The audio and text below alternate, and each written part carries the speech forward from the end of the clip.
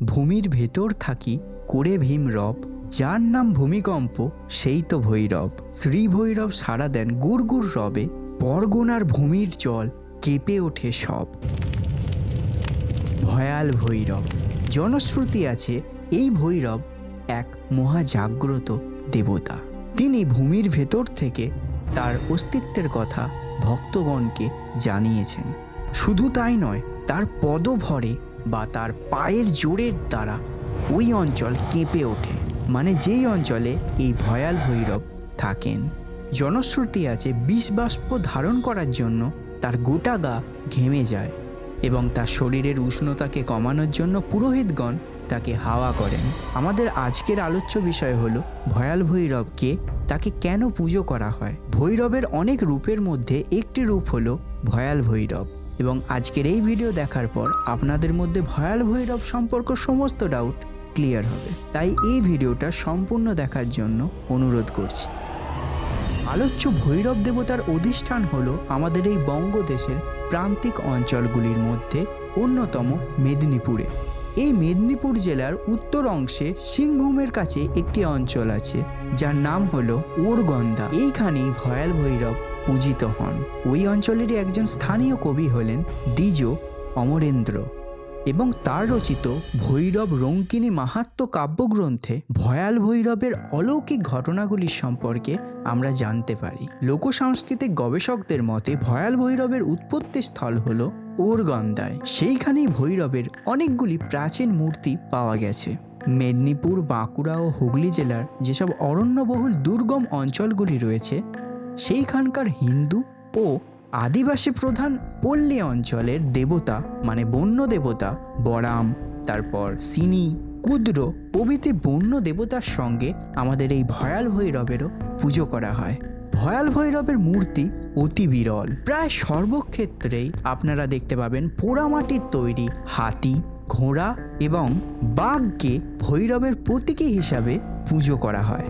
এই ভৈরব সবসময়ই লোকালয় থেকে দূরে, মানে বন জঙ্গলে থাকেন বা থাকতে ভালোবাসেন। তবে গবেষকদের মতে তিনি কোনো শাস্ত্রীয় দেবতা নন। অবশ্য এটা আমার অভিমত নয়। আপনারাও কি সেটাই মনে করেন? কমেন্টে অবশ্যই জানাবেন। যাই হোক, পশ্চিমবঙ্গের সংস্কৃতি বিষয়ক একজন গবেষক বিনয় ঘোষ এই ভয়াল ভৈরবকে বলেছেন ঝোপঝাড়ের ভৈরব। বঙ্গদেশের আদিবাসী সম্প্রদায়ের মধ্যে ভূমিজ, তারপর সাঁওতাল, তারপর লোধা, এনারাই এই ভয়াল ভৈরবের বেশি ভক্ত। তবে বর্তমান সমাজে একটা খুব ইন্টারেস্টিং বিষয় হলো ভয়াল ভৈরব কিন্তু এখন হিন্দু সমাজেরও আরাধ্য দেবতা হয়েছেন, এবং এখন ভৈরবের পুজো কিন্তু ব্যাপক হারে হয় আমাদের এই হিন্দু সম্প্রদায়, যেটি বর্তমান সময়ের খুবই একটা ভালো দিক বলে আমি মনে করি। কারণ এইভাবেই হিন্দু সম্প্রদায়ের মধ্যে ইউনিটি আসবে এবং নিম্নবর্ণ বা উচ্চবর্ণ মধ্যে যেসব ভেদাভেদগুলো রয়েছে, যেগুলো থাকা উচিত নয়, সেগুলো মিটবে এবং হিন্দু ধর্ম আরও স্ট্রং হবে। যেমন ধরুন, মাসান ঠাকুরকে উত্তরবঙ্গের লোকেরা খুবই ভালোভাবে চেনেন, কিন্তু আমি হরপ করে বলতে পারি ম্যাক্সিমাম দক্ষিণবঙ্গের লোকেরা এই দেবতার সম্পর্কে জানেন না। এটি অত্যন্ত দুর্ভাগ্যজনক। তাই আমি চেষ্টা করি আমাদের এই বঙ্গদেশে যত দেবতা রয়েছেন সমস্ত দেবতাকেই আমার এই ভিডিওর মাধ্যমে আপনাদের সামনে তুলে ধরব, যাতে আপনারা হিন্দু ধর্ম সম্পর্কে আরও সচেতন হন এবং আপনারা আমাকে সাপোর্ট করতে পারেন আমাকে সাবস্ক্রাইব করে এবং এই ভিডিওটি শেয়ার করে। যাই হোক, ভয়াল ভৈরবকে যারা পুজো করেন বা পৌরোহিত্য করেন তাদেরকে বলা হয় পাহান বা দেহুরি। এনারা এক শ্রেণীর পুরোহিত যারা এসেছেন আদিবাসী সম্প্রদায় থেকে।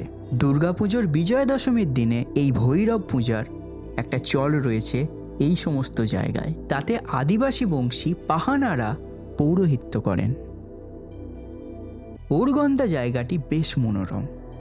ছোট ছোট শালবনের পাহাড়, দু একটি সাঁওতাল পল্লী, উঁচু নিচু প্রান্তর, তার মধ্যেই ছোট ছোট কয়েকটি হরিত্তকির গাছ, এবং ঝোপের মধ্যে রয়েছে মাকড়া পাথরের একটি বেদি, এবং তার উপরেই রয়েছে অনুচর সহ শ্রী ভৈরবের পূর্ণাঙ্গ মূর্তি, যেটি বহু যুগ থেকে পূজিত হয়ে আসছেন এবং বর্তমানেও বিরাজ করছেন। এবং বেদির আশেপাশে রাশি রাশি হাতি, ঘোড়ার পোড়ামাটির মূর্তিও দেখতে পাওয়া যায়।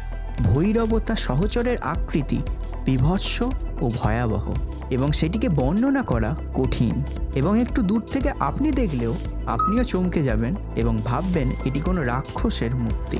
ভৈরবের প্রধান বা আদি মূর্তিটি বেলে পাথরের তৈরি এবং এর উচ্চতা হলো প্রায় 4 ফুট এবং তাতে দেহ বলতে একটা বড় গোলাকার মুন্ডু এবং সেই অনুপাতে কিছুটা ডিম্বাকৃতির দেহ, এবং এই সবটিতেই কাপড় জড়ানো ও সিঁদুর লেপা। এবং খুবই ইন্টারেস্টিং বিষয় হলো তার দেহের কিন্তু নিচের অংশটা দেখা যায় না। ভক্তরা মনে করেন তার দেহের বাকি অংশটা মাটির নিচেই রয়েছে। ভৈরবের মাথায় জটা রয়েছে অবভিয়াসলি, এবং সেটি কুণ্ডলি পাখানো। তার কান দেখা যায় না এবং চোখের 2টি খোপ রয়েছে এবং সিঁদুরের প্রলেপের জন্য তার চোখটি ভালোভাবে দেখা যায় না।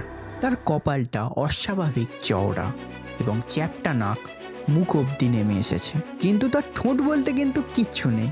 সেই জায়গায় রয়েছে তার দাঁতবিহীন মুখ। ভৈরবের কিন্তু কোনো গলা নেই, তার উদর থেকেই তার মুখ শুরু হয়েছে। সহচর ভৈরব বা অষ্টভৈরবের মূর্তিগুলো ভয়াবহ। সেগুলি কিন্তু পোড়ামাটির তৈরি এবং তার উচ্চতা হলো ওই 3 ফুটের মতো। একটি কলসি বা জলার উপর যদি ঘট বসানো হয়, ঠিক সেই ধরনেরই আকৃতি রয়েছে এই মূর্তিগুলির মধ্যে। মানে ধরুন ঘটটা হলো মুন্ডু আর কলসিটা হলো উদর, এবং তাদেরও মাথায় কিন্তু জটা রয়েছে এবং চোখগুলো গোলাকার। তাদের কিন্তু ভুরু আছে এবং নাক টিকালো। মুখটা বড় কিন্তু তাতে দাঁত রয়েছে। যাই হোক, মোটামুটি এই ছিল ভয়াল ভৈরবের একটি রূপ যেটি ওই অঞ্চলে দেখা যায়। ওরগন্দা এমনই একটা অঞ্চল যেটি ইতিহাসেও খ্যাত, কারণ অনেক গবেষকরা মনে করেন ওই অঞ্চলটা হলো সাঁওতালদের আদি বাসস্থান। তারপর কেন বলছি ইতিহাস খ্যাত? কারণ ওই অঞ্চলে কিন্তু আদিম মানুষের ব্যবহৃত অনেক জিনিসপত্র খনন কার্যের মাধ্যমে পাওয়া গেছে। ওরগন্দার পথে ঘাটে এবং ভৈরবের বেদির উপরে গুপ্ত যুগের নিদর্শন পাওয়া গেছে, এবং ওরগন্দার ভৈরবের সাথে দক্ষিণ 24 পরগনার চিংড়েপোতা বলে একটা জায়গা আছে ও সোনাপুরের হাঁড়িঝি অঞ্চলে যে পাথরের মূর্তি পাওয়া গেছে তার সাথে সাদৃশ্য রয়েছে। এর পাশাপাশি বর্ধমান ও হাওড়া জেলার একজন বিখ্যাত লৌকিক দেবতা হলেন বাবা ঠাকুর বা পঞ্চানন্দ, ও ভিলদের বাবা দেও ঠাকুরের সাথে এই ভয়াল ভৈরবের মিল রয়েছে। পঞ্চাননকেও আবার কিন্তু বহু জায়গাতে ভৈরব বা বটুক ভৈরব বলা হয়। তন্ত্র সারেতে অষ্টভৈরবের উল্লেখ পাওয়া যায় এবং এই অষ্টভৈরব কিন্তু অত্যন্ত ভয়ানক। অষ্টভৈরবদের প্রত্যেকের আকৃতি কিন্তু অতি উগ্র। মেদিনীপুরের গড়বেতা এবং বাঁকুড়া জেলায় যেসব ভৈরবগুলিকে দেখতে পাওয়া যায় সেই সমস্ত ভৈরবগুলির আকৃতিও অতি ভয়াবহ।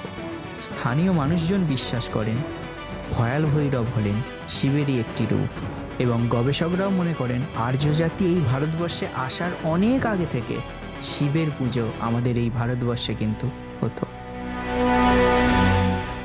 এবং সেই শিবের আকৃতি কিন্তু উগ্র প্রকৃতির ছিল।